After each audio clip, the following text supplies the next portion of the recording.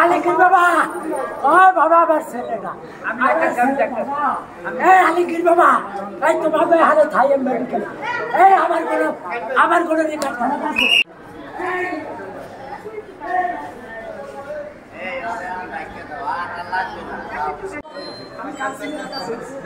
আরিফ সাইডে দাও।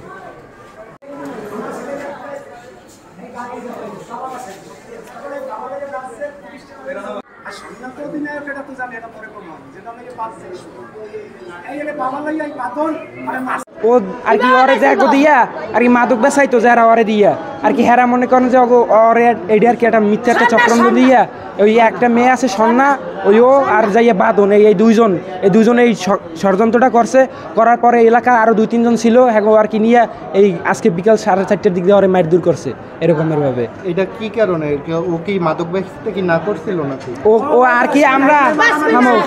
আর কি আমরা বাসা দিয়ে চাপ দিছি যে ভাই দেখো তোমার লোকে 2 দিন পর ঝামেলা করতে পারবো না, আমাকে একটু সুস্থ থাকতে দাও, নাইলে আমরা কিন্তু সবাই মরে যাম তোমার লোকে। লাস্টে ওরে আমরা নিয়ন্ত্রণে আনতে আর কি কইছি যে তোমার রিহাবে দিমু এবিল দিমু ওবিল দিমু পুলিশে দিমু করতে ওরে পুরো আর কি কন্ট্রোলে আনিয়ে ফেলছি।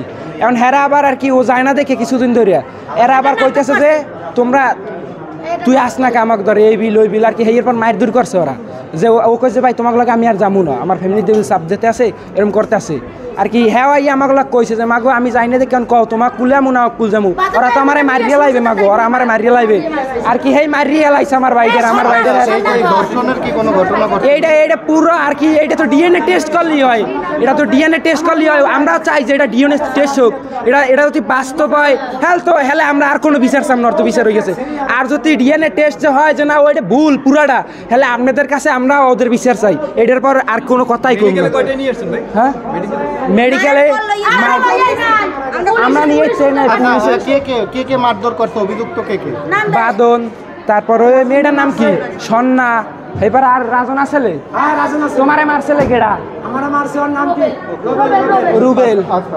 একটা ফোন আসে যে গণপিটুনি হয়েছে এই লোকের আর কি। পরবর্তীতে আমরা থানা থেকে সেখানে গিয়ে ঘটনাস্থল থেকে তার উদ্ধার করে নিয়ে আসি, উদ্ধার করে নিয়ে মেডিকেলে নিয়ে আসি আর কি। মেডিকেলে সরাসরি ভর্তি করানোর পর সে চিকিৎসাধীন অবস্থায় সন্ধ্যার পরে মারা যায় আর কি। ওনার বিরুদ্ধে কি অভিযোগ ছিল? ওনার বিরুদ্ধে গণপিটুনি দেওয়া হয়েছে, কিন্তু এর বিরুদ্ধে কোতোয়ালি থানায় আজকে একটা মামলা রুজু হয়েছে, ধর্ষণ মামলা রুজু হয়েছে আর কি। ধর্ষণ চেষ্টা ধর্ষণ মামলা। এখন আমরা যেহেতু জানতে পারছি যে এর পরিপ্রেক্ষিতে পাবলিক তরফ থেকে গণপিটুনি দিয়েছে। বাকিটা কি আমাদের সিনিয়র স্যার দিন আছে আর কি। এটা আইনগত ব্যবস্থা নেওয়া হবে আর কি। আমি এসআই মিরাজ কোতোয়ালি থানায় আছি আমি।